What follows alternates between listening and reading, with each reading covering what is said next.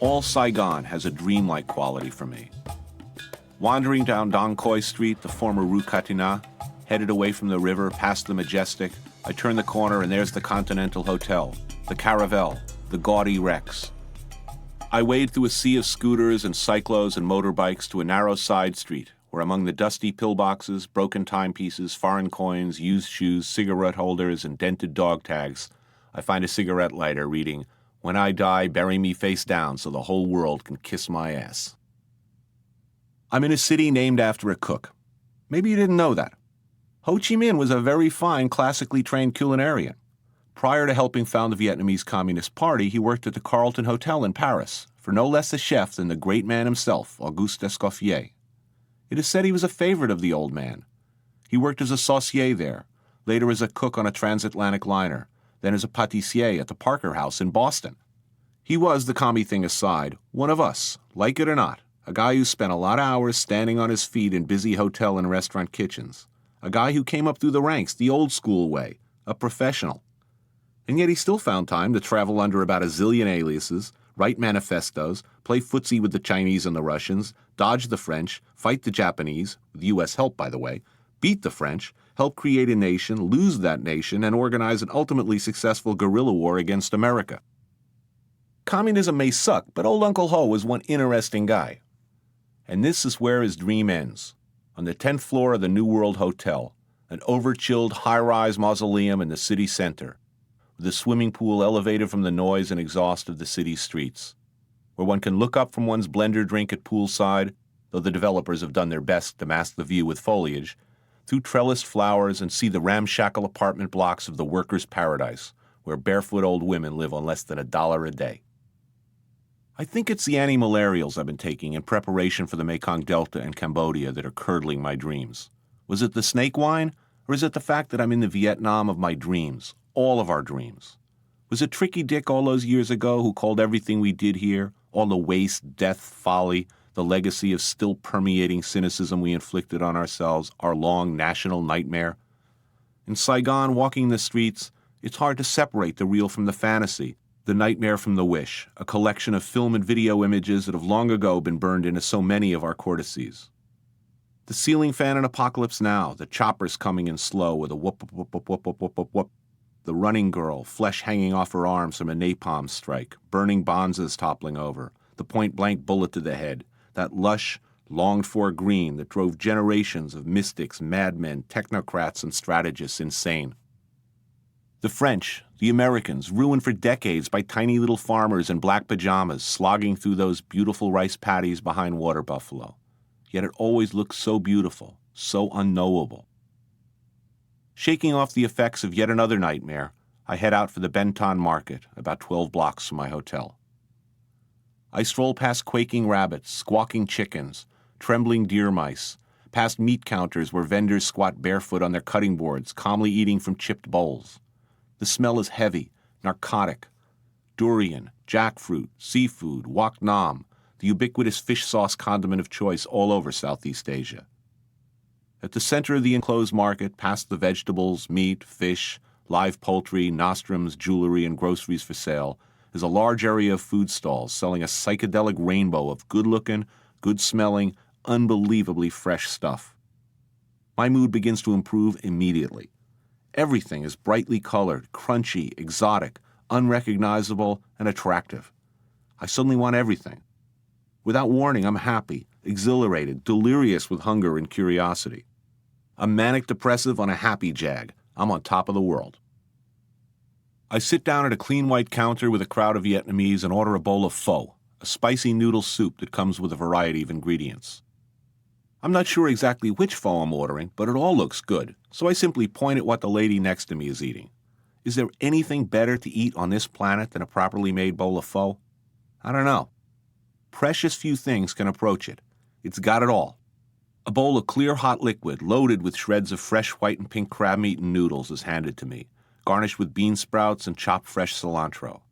A little plate of condiments comes next, a few wedges of lime, some ground black pepper, which, judging from my neighbors at the counter, one makes into a paste, adding lime juice to pepper and stirring with chopsticks. A dish of wok nam, a dish of chili fish oil, some chopped red chili peppers.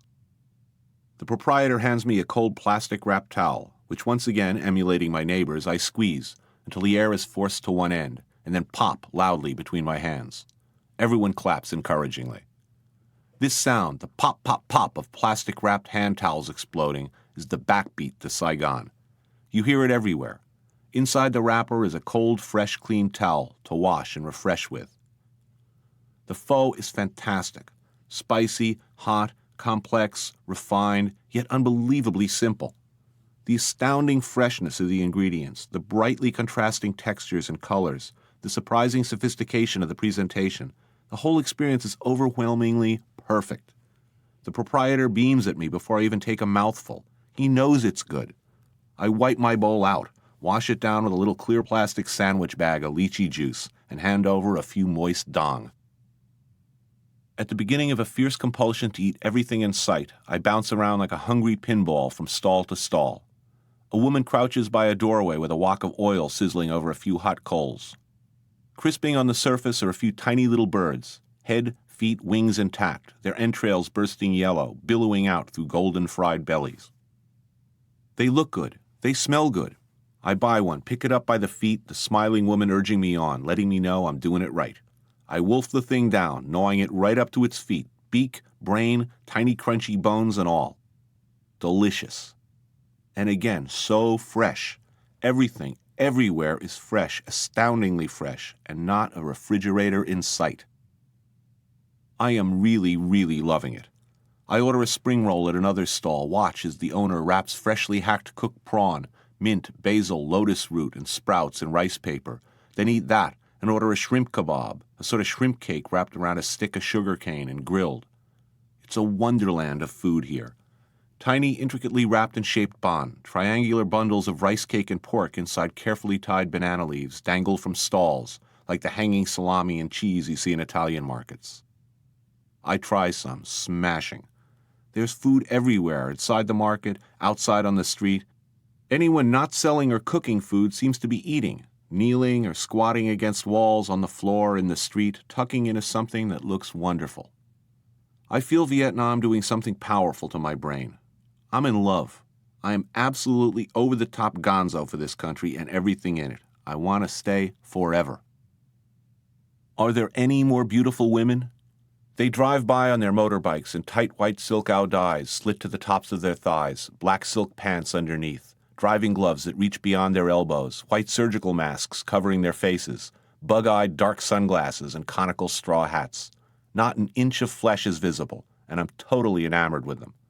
Sitting on a stool drinking iced coffee and watching them, I feel a twinge of pain for Green's hero and the quiet American, so hopelessly in love with a young Vietnamese girl who can and never will return his affections in kind. It's a paradigm for the whole American experience here in some ways. Poor LBJ shaking his head, unable to understand that little Uncle Ho fellow over there offered a badly needed dam and hydroelectric system for the Red River Delta in return for selling out his dream of a united country, turned him down flat. All those well-meaning green beanies in the early days of the war, the would-be Lord Jims, the warrior priests, idealistic CIA officers, AID specialists, medics, and mercenaries, hurt, wounded, confused that these people just wouldn't love them back the way they thought they deserved to be. We took out our lover's peak later by sending in the Marines.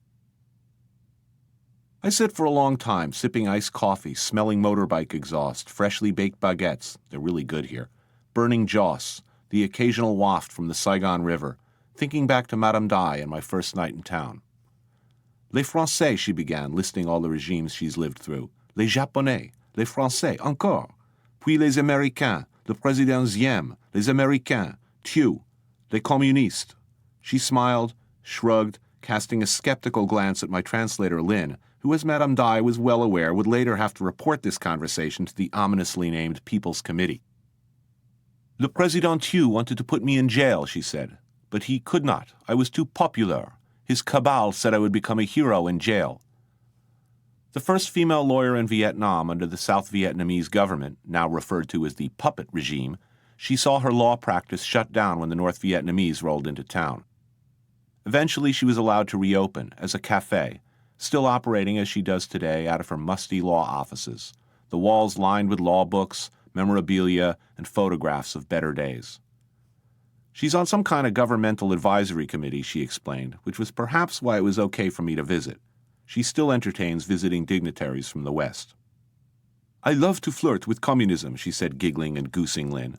The government of national reconciliation, she scoffed. Reconcile what? I was never angry. She served a choice of 2 menus to guests, most of them visiting Westerners, French or Vietnamese. I hadn't come here to eat escargot bourguignon, so I chose Vietnamese. Madame Dai floated back into a rear kitchen where a few loyal retainers were preparing a spread of shrimp crackers, lotus salad with chicken and shrimp, fried spring rolls, beef wrapped in mint leaves, Saigonese rice with pork, egg, and green beans, asparagus soup, a mint, pineapple, and cucumber salad, and pork grilled over charcoal. The meal ended with creme caramel, an innocuous but delicious reminder of colonial days. Madame Dai was educated in France, and she led the conversation toward fond memories of cassoulets, choucroutes, confit de canard, clearly enjoying simply pronouncing the words after so long. Occasionally she paused to put a finger to her lips, then delivered a tap on the table. Les microphones, she stage whispered. When I finally leave the market, the streets are dark, and I pass a few blocks where not a single electric light appears, only dark open storefronts and comms, fast food eateries. Broom closet-sized restaurants serving fish, meat, and rice for under $1, flickering candles barely revealing the silhouettes of seated figures. The tide of cyclists, motorbikes, and scooters has increased to an uninterrupted flow, a river that, given the slightest opportunity, diverts through automobile traffic, stopping it cold, spreads into tributaries that spill out over sidewalks, across lots, through filling stations. Nothing is too large to pile onto or strap to a bike. Lone men in ragged clothes stand or sit by the roadside selling petrol from small soda bottles, servicing punctures with little patch kits and old bicycle pumps. The next morning, I'm right back at the market, where I have a healthy breakfast of hot vin lan, essentially a soft-boiled duck embryo still in the shell, a half-formed beak and bits of dark crunchy matter buried in the partially cooked yolk and translucent albumin. I eat it, but don't exactly love it. It will not be replacing bialys on my breakfast table.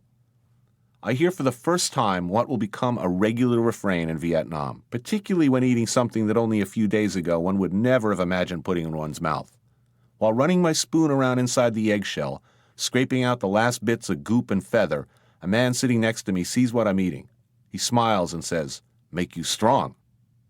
While he doesn't make any rude accompanying gestures, I gather that hot vin lan is supposed to ensure an imminent erection and many, many sons.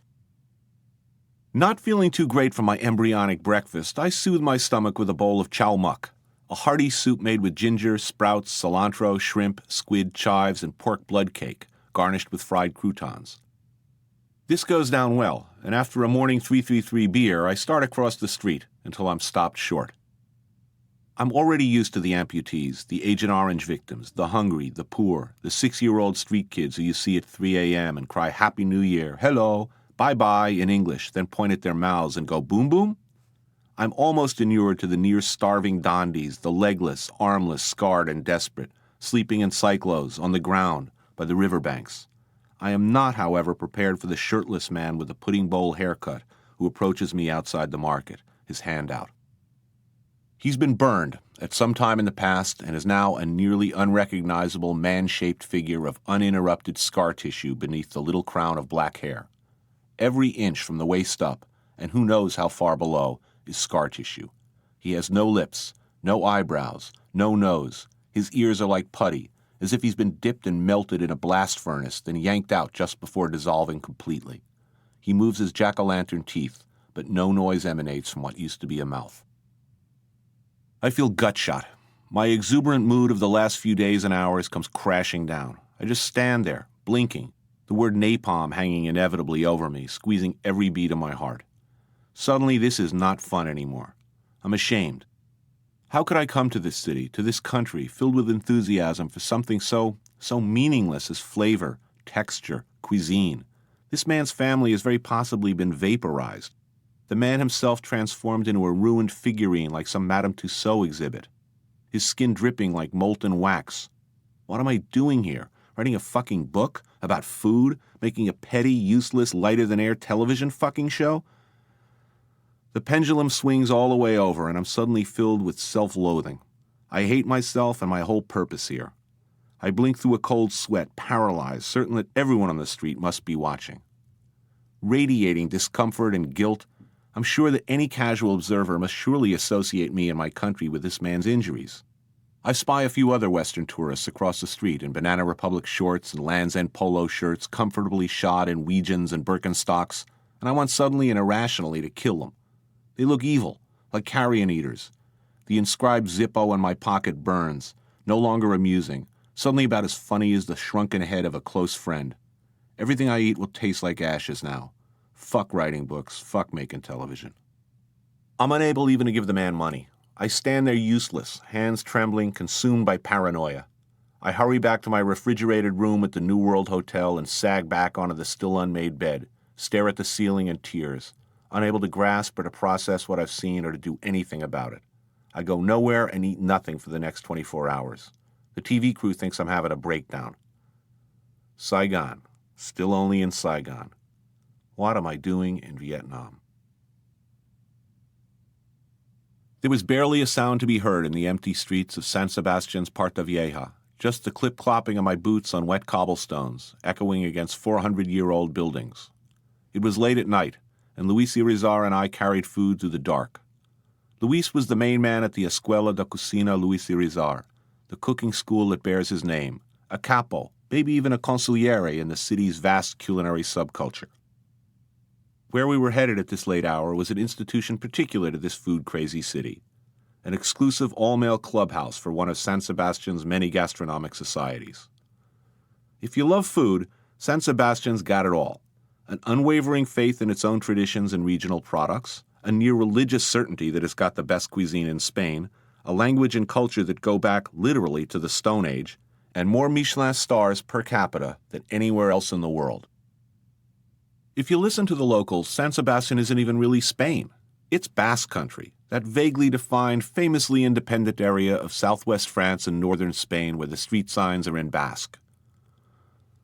Luis and I entered the gastronomic society with our supplies.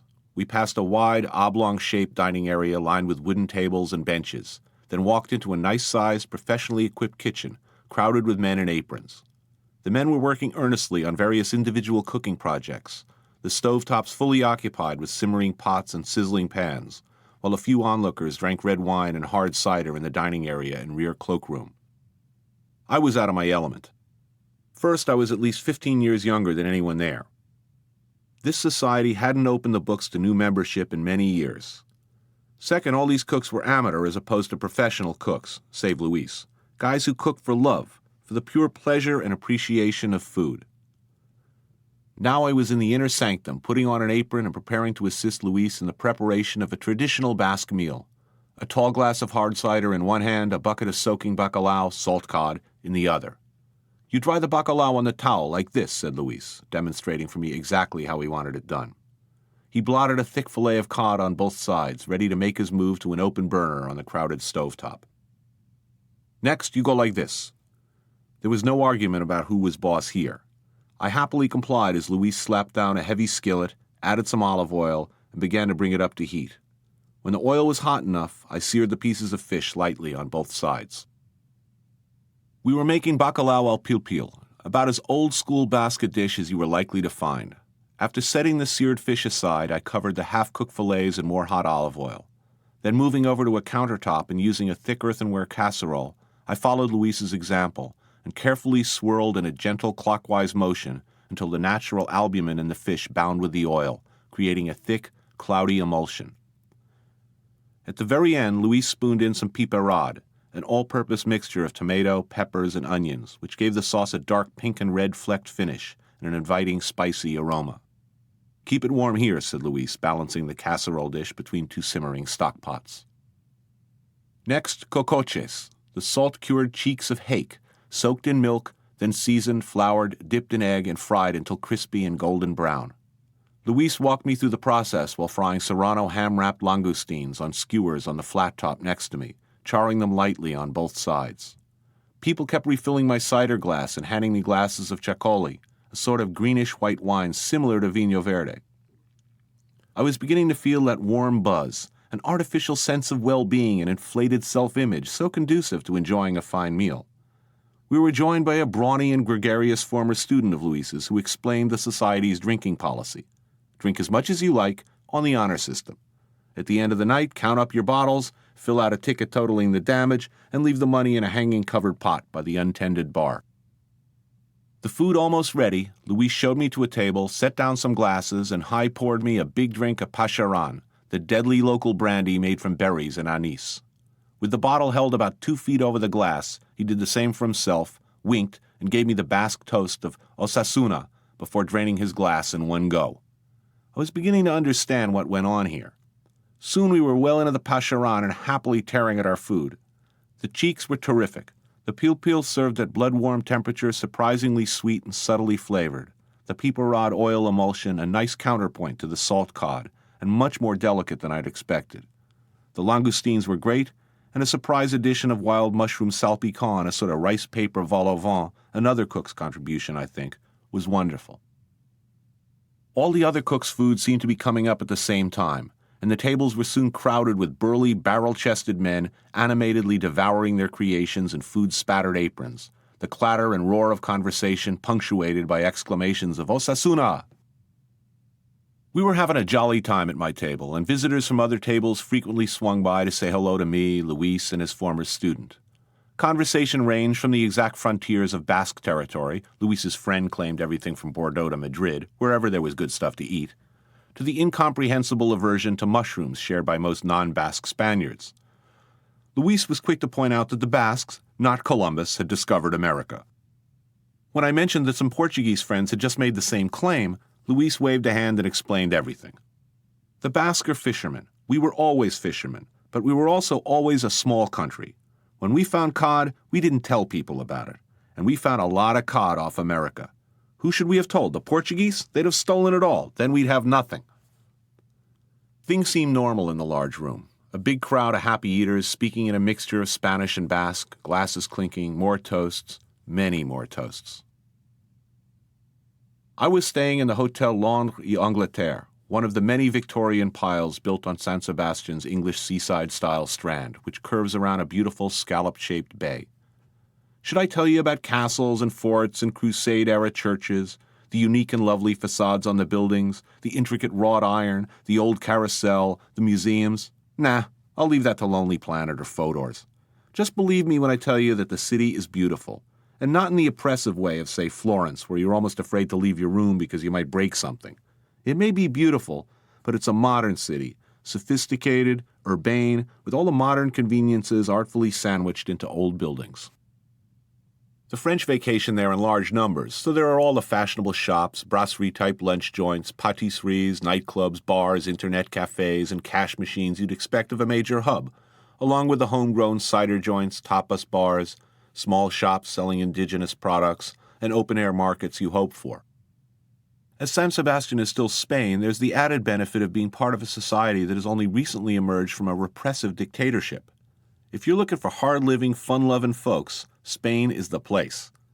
During the days of Franco's dictatorship, the Basque language was illegal. Writing it or speaking it could lead to imprisonment. But now it's everywhere, taught in schools, spoken in the streets. With a very serious hangover, I dragged myself out of the hotel and back to the Parta Vieja in search of a cure, noticing a few surfers getting some nice rides off the long, steady curls in the bay.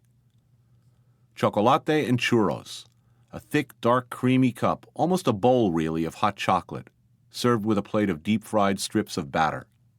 Churros are kind of like flippers. Sweet dough forced through a large, star-tipped pastry bag into hot oil and cooked until golden brown, then piled onto a plate powdered with sugar and dipped into chocolate. The combination of sugar, chocolate, hot dough, and grease is the perfect breakfast for a borderline alcoholic. By the time I was halfway through my cup, my headache had disappeared and my worldview had improved dramatically. It's great sometimes to be a chef. It's even great sometimes to be a well-known chef, even if one is well known for things completely unrelated to one's skill in the kitchen. There are perks. It's even better when you're with a better-known chef, a long-time resident of the community in which you're eating, and you're looking to get treated well in a really fine restaurant.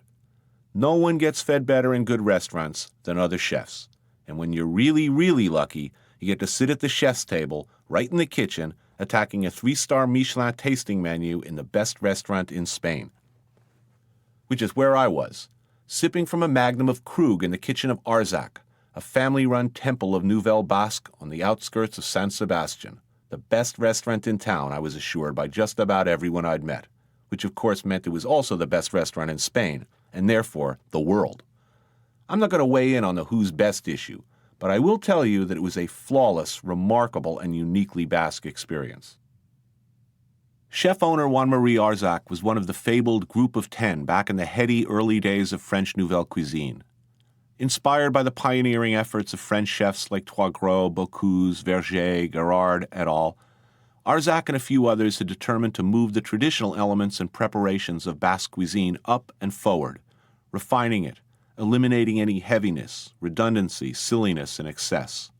He took a much-loved, straightforward family restaurant and turned it into a cutting-edge 3-star destination for serious gourmets from all over Europe. A must-see whistle stop on every self-respecting chef's world tour. And he did it without compromising, without ever turning his back on his roots or on Basque culinary traditions. Luis and Juan-Marie greeted one another like two old lions. The chef showed us around his immaculate white-tiled kitchen as if we were guests in his home, sitting down at the table with us while the chef de cuisine, his daughter, Elena, took charge of the cooking. She walked us through each item of food in near-perfect English, apologizing needlessly for her accent. The kickoff was pumpkin ravioli with a squid ink sauce infused with red pepper. Next, little toast points with a puree of Basque sausage and honey, a tiny cup of sheep's milk yogurt with foie gras, almost obscenely good. Like all my favorite haute chefs, the Arzacs don't mess about with the extraneous or nonsensical. Presentations represented the food to best effect and never distracted from the ingredients. The Basque elements were always front and center. You knew at all times where you were. There was crayfish with eggplant caviar, olive oil, and parsley, and then an alarmingly shrewd yet deceptively simple creation I'd never seen nor even heard of before, a fresh duck egg, whole, yolk and white undisturbed, which had been removed carefully from the shell, wrapped in plastic with truffle oil and duck fat, then lightly, delicately poached before being unwrapped and presented, topped with wild mushroom duxelle and a dusting of dried sausage. It was one of those dishes that, while absolutely eye-opening and delicious, inevitably makes me feel small, wondering why I could never come up with such a concept. Eating it was bittersweet, the experience tinged as it was with a certain knowledge of my own bad choices and shortcomings. How did they come up with this? Did the idea appear like the theory of relativity appeared to Einstein in dreams? What came first, the egg, the duck fat? It was so good, it hurt to eat it. The menu kept coming. A vegetable tart with chestnuts, white asparagus, baby bok choy, and wild mushrooms. Sea bass with a sauce of leek ash, a green sauce of fresh herbs, and garnish of one flawless diver's scallop. Wild duck roasted in its own juices, the defiantly fat-flecked jus allowed to run unmolested around the plate. A duck consommé with roasted tomato. It was one of the best meals I'd ever had. In one of those it can't get any better than this moments, an ashtray appeared, allowing me to enjoy a post-meal cigarette inside a 3-star kitchen. Life was good. Listening to Luis Irizar and Juan-Marie Arzac discuss cuisine, the things they'd accomplished, was like listening to two old Bolsheviks reminisce about storming the Winter Palace.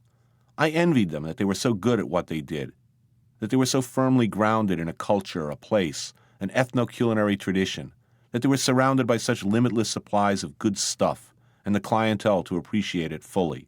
Would such advantages have, in my time, changed my own trajectory, made me a better chef, a better cook? As another American writing about Spain famously said, "Isn't it pretty to think so?" Wrapped up against the cold in the small outer entryway of the midnight train from Moscow to St. Petersburg, I watched the faint shaking of the silver samovar of hot tea and hand-wrought silver cup holders and glasses at the end of the first-class carriage. Snow collected in narrow drifts on the floor and around the window glass as I smoked. It was February of the coldest, snowiest winter in Russia for 100 years. Out there in the hinterlands of snowed-over farms and disused factories, people were dying in droves. Heating oil was short, and President Putin was talking of arresting and indicting a few provincial governors who'd mishandled supply. In the news, an American graduate student had been detained for marijuana possession. the charges suddenly and ominously upgraded to espionage. A Russian colonel charged with rape and murder, implicated directly by forensic evidence and the testimony of his fellow officers, was arguing for acquittal and garnering considerable support from the remnants of commie hardliners. Outside the window of my snug sleeping compartment with its triple locks, mile after mile of birch forest, snow-covered farmland, and frozen lakes swept by, glimpsed for a second and then gone. So far, Russia had been everything I'd wanted it to be. It was the Russia of my dreams and adolescent fantasies that I was looking for.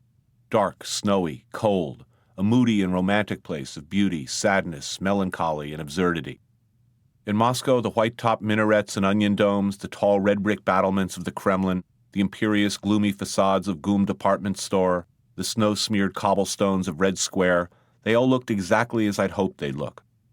The Lubyanka, KGB headquarters, and the site of the notorious prison where a countless number of Stalin's victims had been tortured, coerced, interrogated, and finally dispatched with a single gunshot to the neck, looked strangely neutered now that Dzerzhinsky's statue no longer gazed down on its square. There may have been slot machines on the subway, casinos everywhere, prowling hookers, and street signs sponsored by Western brand names. Gorky Street, brought to you by the fine folks at Philip Morris. But this still looked like the Russia of my fevered imaginings. Dead drops, brush contacts, burst transmissions, betrayals. It was where Kim Philby, Donald McLean, and Guy Burgess had spent their days in pampered limbo. This had been the epicenter, ground zero for all the evil in the world, according to my kindergarten teacher and most right-thinking Americans, back when I was a little kid, crouching under my desk during duck and cover drills. The cause of or justification for all sorts of dimly remembered madness. The Cuban Missile Crisis, my neighbor's backyard bomb shelter, Vietnam, JFK, CIA, LBJ, Nixon. A lightly padded fist crashed into the nose of an overweight lug with a crew cut, flattening it with a sickening wet whap sound.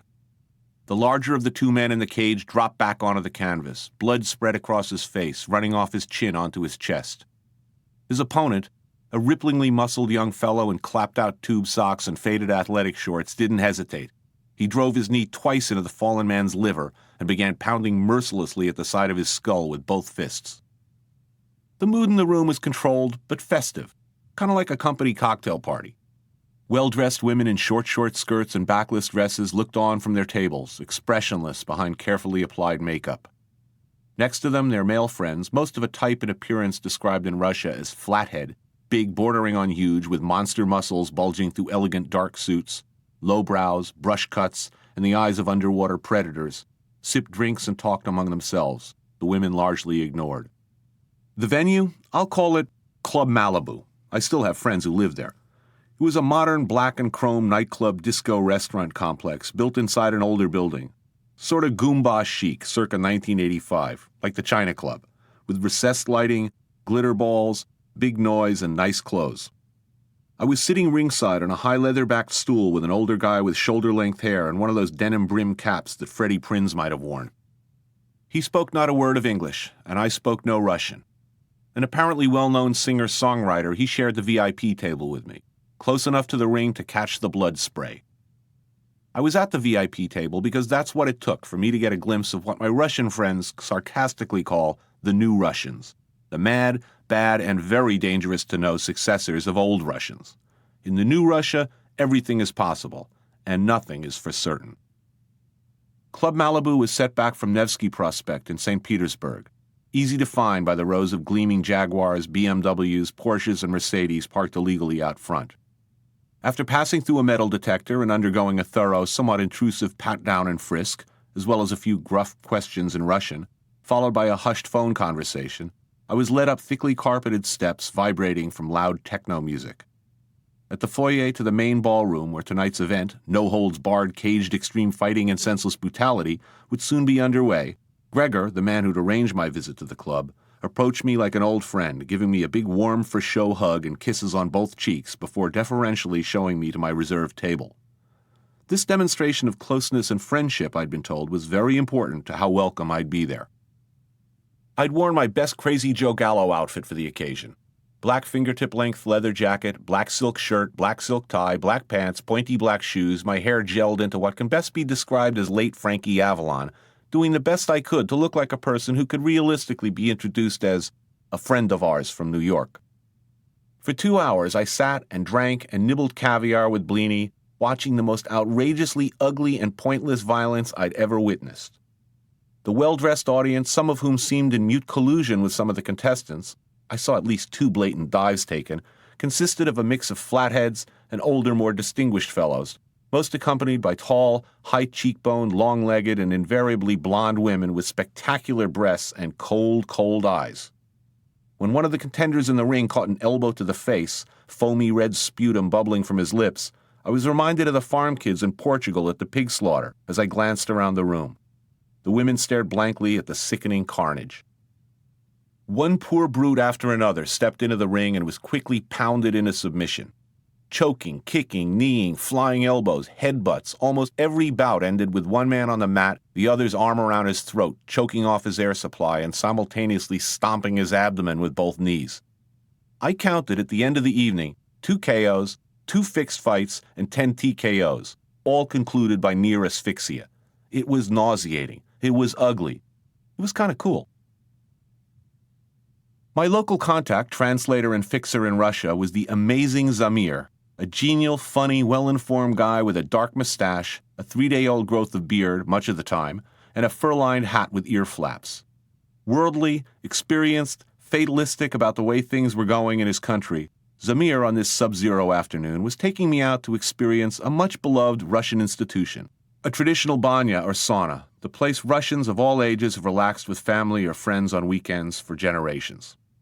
In this case, it was a small sweat box in the middle of the snow-covered countryside, next to a frozen lake in the woodsy community of Shuvalovo, about 30 miles outside of St. Petersburg. Zamir's friend Alexei, a musician, drove, while Zamir sat in the passenger seat. We weren't even out of town yet, taking the corner by the Hermitage onto the road that runs alongside the Neva River, when we were pulled over by a traffic cop. "Where are your papers?" went the routine. Apparently, there never are the appropriate papers in these instances. The cop didn't even wait for Zamir or Alexei to search. 50 rubles, he announced. Grumbling, Alexei gave him a few notes, and the cop simply wrote down the amount in a small-line notebook before putting the money in his pocket and waving us along. We stopped at a market on the outskirts of town for some traditional banya treats to take along. Soon we were driving past apartment blocks of worker flats, looking like inner-city projects of the 50s and 60s, and then empty spaces appeared, punctuated by swatches of birch forests, the country dashas of the old apparatchiks, run-down gingerbread houses set back from the road on untended plots of woodland behind peeling picket fences. The wheels of our car crunched over thick, hard-packed snow as we left paved road and wound slowly through forest, finally arriving at the edge of a vast frozen lake. A worse-for-wear wooden house set next to a small log and shingle cabin, smoke rising from a chimney. A rickety ice-encrusted walkway with a shaky-looking railing extended out over the lake, then descended down thickly glazed steps to an 8-by-4-foot hole in the ice, a black oblong of water 1 degree above freezing, already hardening at the surface. We were met by a red-cheeked woman in sweater and overalls. She ushered us inside and showed us into one of 3 tiny wood-planked rooms, each with its own inner sauna, where Zamir and I quickly stripped, wrapped ourselves in towels, and broke out the drinks and snacks.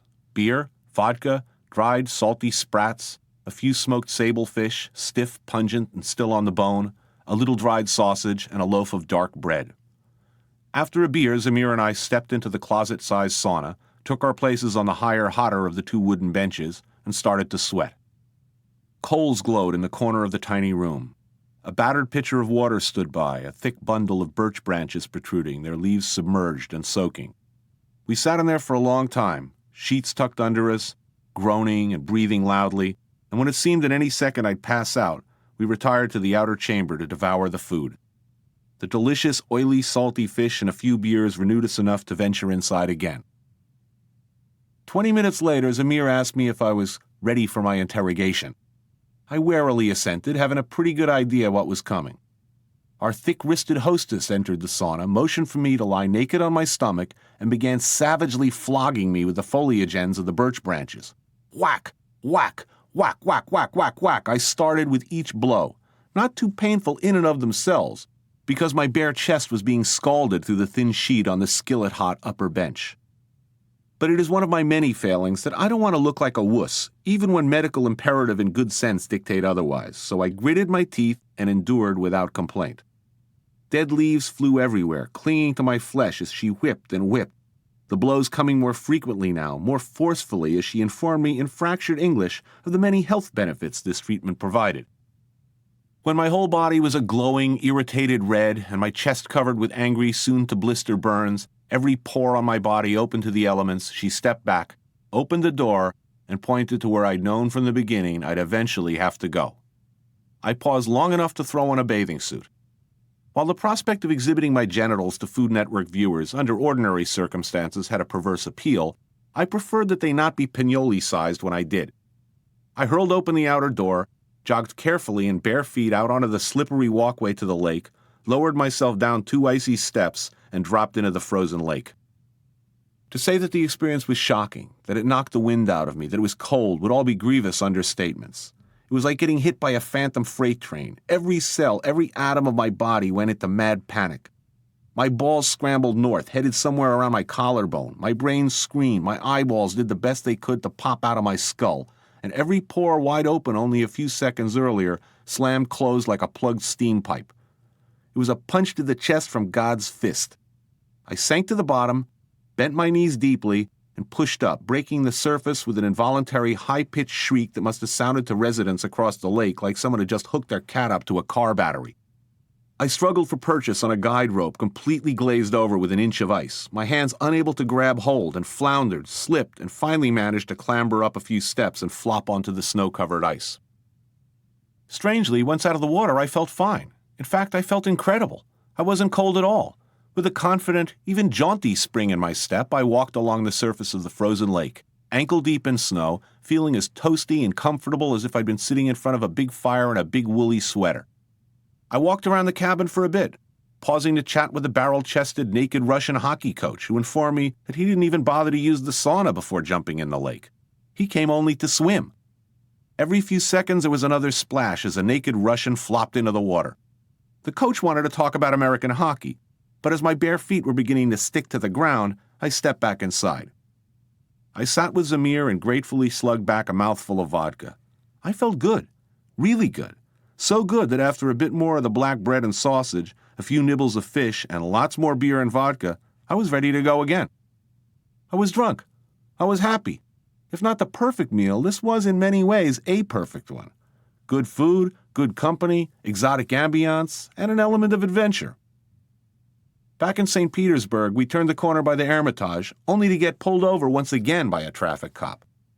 "Aw, this isn't fair," complained Alexei. "We just got shaken down in the same place a few hours ago. We paid already." The cop considered this for a moment, peered into the car, and agreed. "You're right," he said. "It's not fair." He closed his little pad, withdrew his hand, and waved us along. I ate my way around St. Petersburg for a week, with Zamir, Alexei, and Igor, a cameraman, coming along. Alexei had loosened up considerably around me. One night he invited me back to his flat where his wife had made blintzes. It was in an uninviting-looking workers' block with thick graffitied concrete walls and dark hallways. But behind the multiple door locks, Alexei lived like a New York City nightclub owner. Raised carpeted floors, recessed lighting, an enormous bathroom with hot tub, jacuzzi, and full sauna, a wet bar, home recording studio, widescreen TV, and entertainment center. My Russian driver lived far better than I do. I was introduced to his lovely wife and his young son, who along with his father treated me to some Stevie Ray Vaughan covers on a brand new drum kit and Stratocaster guitar.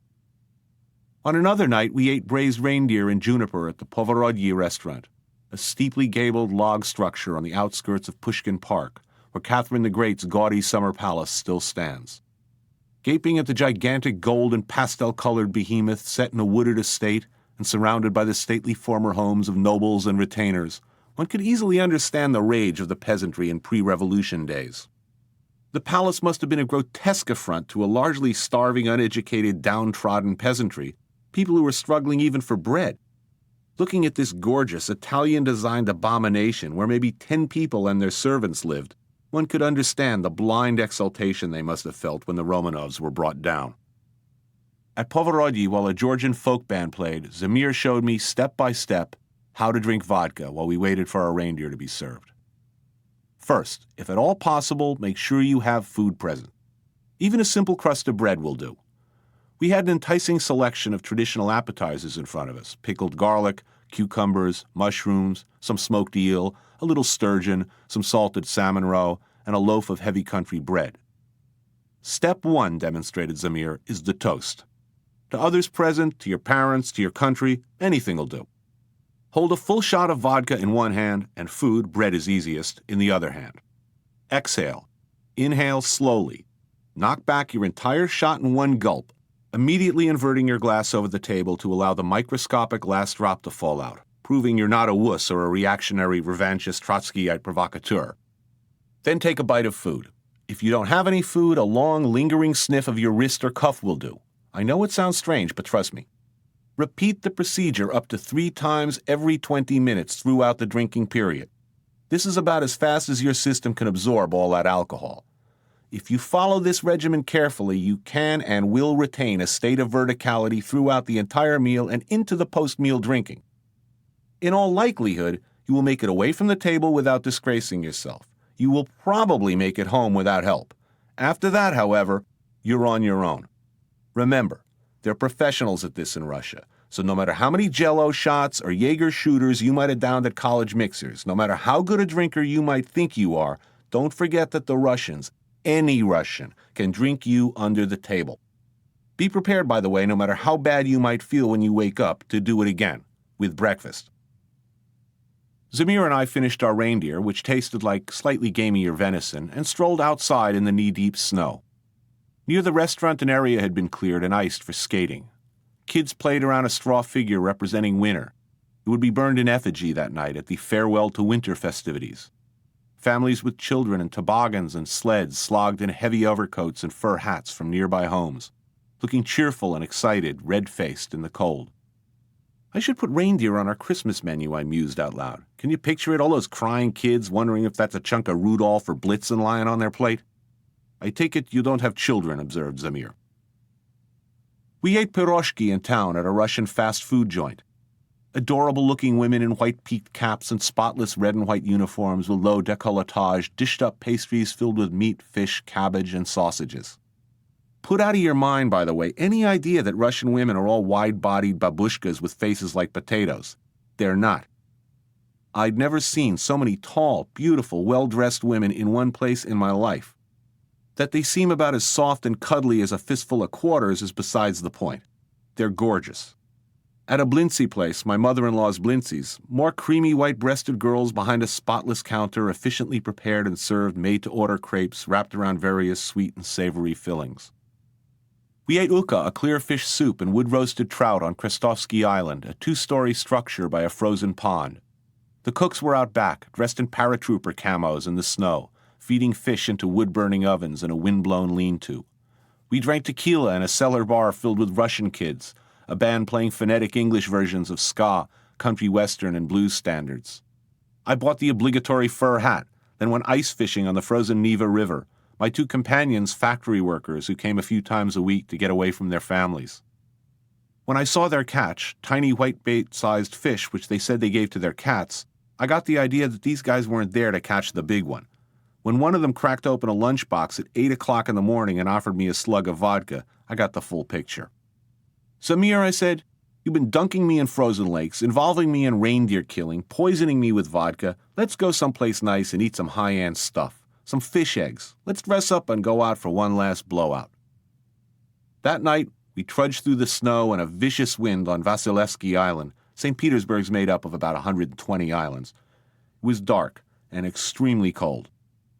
Zamir and I stepped into the Ruski restaurant, a cavernous but cozy, rustically elegant space with wide wood floorboards, a plain plaster interior, dramatic ceilings, and a big brick and mortar oven in the dining room. A relaxed flathead in a tight jacket sat by the coat check, providing security, a suspicious-looking bulge under his left shoulder. We were greeted right away by a friendly host who helped us peel off our layers and then showed us the 2 large glass jars of homemade vodka and another jar of cloudy, greenish liquid. Homemade mustard seed and horseradish vodka, I was informed. The greenish liquid was cucumber juice, essentially pickle brine. The idea was to down a shot of the spicy, throat-burning vodka, then chase it immediately with a glass of brine. Sounds pretty loathsome, right? And either element alone would indeed have been troublesome. But in correct order, the searing neutral spirits followed by cooling and oddly mellowing brine was delicious. Sort of like my earlier experience at the banya, sweating and burning followed by dunking and freezing. Together, somehow, it works. We sat down and had a few more of those 1-2 punch concoctions and some bread. Our waitress, a cute but unusually assertive young woman, seemed to materialize regularly with more of the stuff. "Don't worry," she said. "I am strong. If you get drunk, I can carry you home." She was fairly petite, but I believed her. Now, I famously hate salad bars. I don't like buffets, unless I'm standing on the serving side. Buffets are like free money for cost-conscious chefs. When I see food sitting out, exposed to the elements, I see food dying. I see a big open petri dish where every passing cereal sneezer can feel free to cough, drool, and fondle with spittle-flecked fingers. I see food not held at ideal temperature, food rotated, or not, by person or persons unknown, left to fester in the open air unprotected from the passing fancies of the general public. Those New York delis with the giant salad bars where all the health-conscious office workers go for their light, sensible lunches? You're eating more bacteria than the guy standing outside eating mystery meat on a stick. I remember my own words when designing buffets at a large club. Fill them up on free salads and bread so they go light on the shrimp. Ruski's first-course salad bar, however, was not bad. It helped that the restaurant was empty and the food looked fresh. A long white table was covered with goodies. Pashket, a liver pâté, grechnevaya kasha, buckwheat groats with mushrooms and onions, pickled beets, smoked fish, pickled herring, potato salad, potato latkes, and shaved paper-thin slices of chilled, uncooked pork fat. It was the perfect accompaniment to the early stages of what I was beginning to understand would be a marathon vodka drinking session. A full bottle of Russian Standard had already hit our table when Zamir and I returned from the buffet, and our waitress, watching us like a severe schoolmarm, seemed hell-bent on seeing us both carried out on stretchers. 2 huge plates loaded with Osetra caviar and the traditional garnishes arrived at our table. We eyed the big mound of gray-black fish eggs, lemon wedges, separated hard-cooked egg yolks and whites, finely chopped onion, sour cream and chives, and a warm stack of fluffy, perfectly cooked buckwheat blinis. Then I dug in, not messing about with garnishes, shoveling about half an ounce into my mouth in one bite. The blinis were perfect, the little eggs bursting between my teeth. "She says there is a problem with our table," said Zamir, our waitress standing at his shoulder with a grave expression on her face.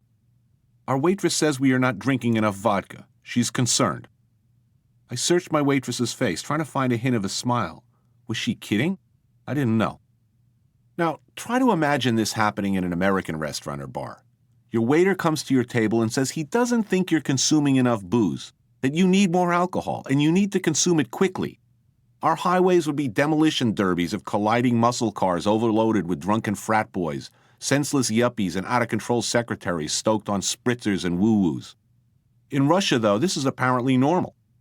At the time of their deaths, 3 out of 5 Russian men, I am told, are found to have a blood alcohol level exceeding what one needs to qualify for a DWI. That doesn't mean the booze killed them, just that the majority of Russian men happen to be drunk when they die. Hundreds, if not thousands, do die every year directly from the effects of drinking cheap rot gut. Bathtub brews sold as vodka, but more like lighter fluid or paint remover. I shudder to think what the threshold for intoxicated is if pulled over by a cop in Russia. I'm guessing about 50 rubles.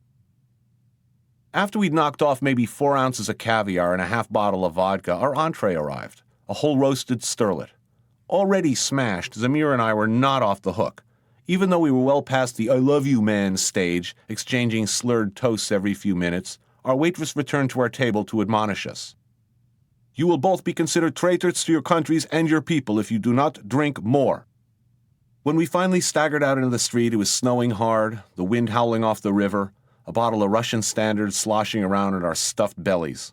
Zamir and I exchanged loud expressions of friendship and devotion, our coats flapping open in the frigid wind.